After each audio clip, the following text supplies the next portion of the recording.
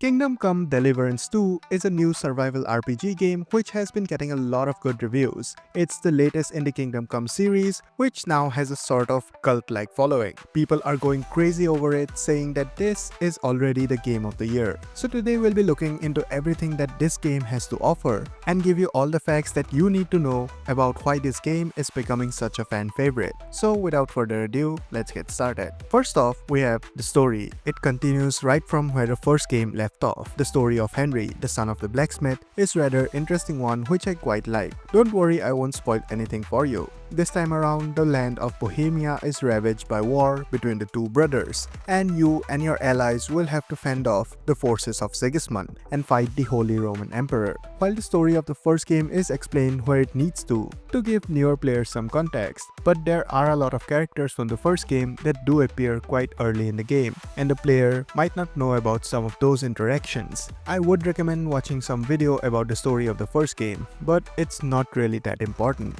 Apart from the main story, there is also a lot of side stuff that you can do to progress your character and his traits. The allies and other characters that Henry interacts with are memorable as well, which says a lot about the writing of these said characters. Not many side characters come to my mind when I think of any other game that I remember except for the main storyline ones, so props for that. Next up, let's talk about the graphics and visuals of the game. It's one of the best looking games out there. The scenery, the lush green environment, the art style and all the other details. This game is a genuine masterpiece. The character design and the expressions look good as well. It's weird to say this, but they actually look human, with some of the big games making it seem like we are talking to some aliens most of the time. It has become a necessity to look at the expressions to see if they are normal or not. Suffice to say that this game does it well. The armor pieces, the castles all look good. The game has been in the makings for a long time and it shows why they needed it. Right from the first scene of war, I was impressed with the design choices. The drawing in the tutorial pages and the item menus shows us a little about the drawing during the era,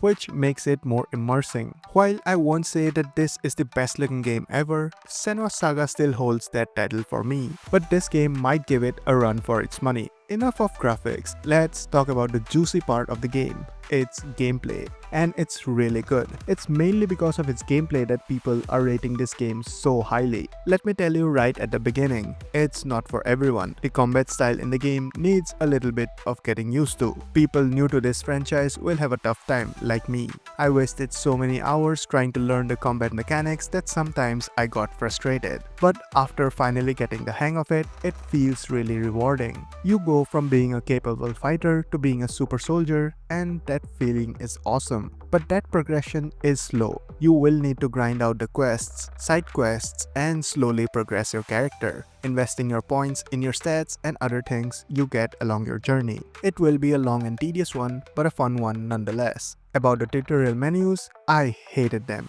These long text menus are overwhelming, and getting to know about all the ins and outs of every mechanic when you are not even good at fighting yet is not good. I skipped over some of them and then I had to come back to it later in my journal to see what I was missing. They could have made it simpler, but there are some complexities to some of the things you do, so I think you would actually need such large text. But it does feel a little overwhelming sometimes. Besides that, the save system is harsh. If you don't regularly save your progress, you might lose many hours of gameplay. So if you experience regular power outages or any such sorts, I would suggest making a habit of saving on a regular basis. Other than that, it's just a hardcore RPG with survival elements, just like any other games in the genre. You would need to maintain your stamina, sleep, hunger, and all the other stuff. If you like the first game, you would love this one as well. The combat has been refined for newer players. I've even heard people say that it's been refined too much, but I would say that the combat is still pretty hard. There is a steep learning curve to it. Getting better at the game, collecting gold or cash, upgrading your character will help you achieve near immortal status by the end. But for that, you will need to explore the map, find all sorts of side missions along with the main missions, and do all sorts of stuff, which I really enjoyed doing. The map is full of stuff to do.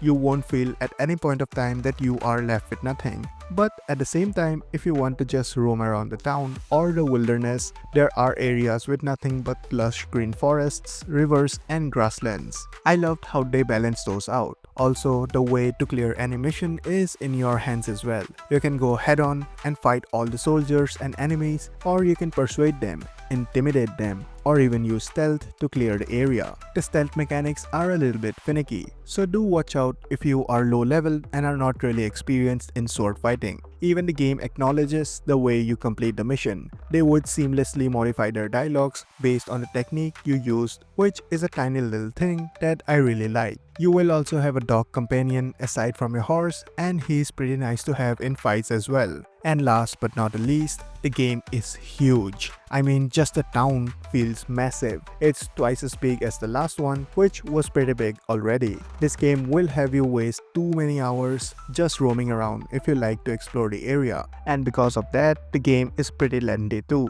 As for the sounds, music, and voice actors for this game, all of them are really good. The voice acting especially was great. The actors really worked hard because the way they delivered the lines made me feel like I was watching a movie. The expressions, however, sometimes did not match with the feelings of the lines delivered. But I feel like that's the limitation of the engine and the current hardware, and not to the devs themselves. I think the music and sounds are awesome as well. You won't really hear much of it as you will be doing things constantly, and also the faint sounds blends in with the environment very well. This just shows how well they designed those to make it look seamless. About performance, I don't have much data to go on. Yes, there are some bugs here and there, but those are minor bugs which can be overlooked. I personally haven't faced many performance issues, but I haven't completed the game yet, so take that with a grain of salt. We will have to wait and see how players feel about it and how well it performs on all the other hardwares. And those were the things you need to know before you buy Kingdom Come Deliverance 2. I tried to put in as many different points as I could without spoiling anything. Let me know in the comments whether or not you're going to be playing this game. I would say this again, if you were a fan of the first game, you would love this game as well. Mainly because it's the same game, just upgraded in every section. Bigger map, better combat, better visuals, and so on. If you enjoyed, hit the like and subscribe button. Also, if you want to know what the best games are to play in February, check out this video. See you in the next one.